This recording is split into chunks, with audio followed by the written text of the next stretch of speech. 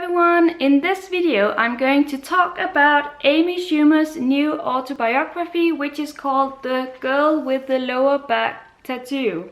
In English, this is the Danish version because this book came out in Denmark very recently. When I received this book unsolicited, I did not know who Amy Schumer was, so the first thing I did was to go on YouTube and find some interviews with her in order to just get to know her person and get to know her as a comedian. I found some interviews that she did at the Ellen Degeneres Show and I immediately fell in love with her.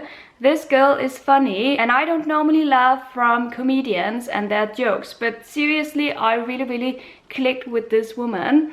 So that was a good start, and then I started reading. Basically this is Amy Schumer's autobiography. It deals with her life as a comedian, it deals with her past, and it also deals with some very brutal moments of her life. I love this biography so much. It's one of the better ones I've ever read actually. Even though I didn't know who Amy Schumer was to begin with, I have read so many autobiographies which kind of just stayed on the surface and I didn't feel like I got to know the person after having finished the book.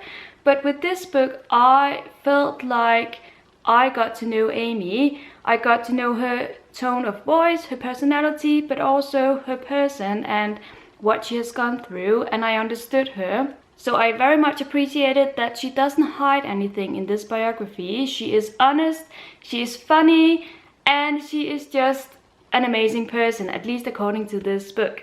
Amy is the kind of person who likes to eat pasta while falling asleep, and I think that's very candid and it's very honest and I love it. It comes with a lot of chapters that are very different from each other. For instance, we have these diary chapters that are actual diary entries that she did in her teenage years. However, they now come with footnotes from Amy from today, so that she comments on whatever she wrote back then, and obviously it's so much fun to read. It also comes with a chapter that is called An Open Letter to My Vagina, and last but not least it comes with its very brutal chapters about some dark moments in her life that really made me feel for her and that really scared me also. So it has a nice combination of all the things that you need to know about a person if you really want to get to know them. One thing I didn't know about her came as a shock, obviously because I don't know her at all, but basically there is a chapter about her movie Trainwreck, which had been published and it was being shown in cinemas, and then apparently some people were shot one day while watching this movie in an open shooting, and obviously it affected Amy, it affected a lot of people, and the chapter on this episode is just so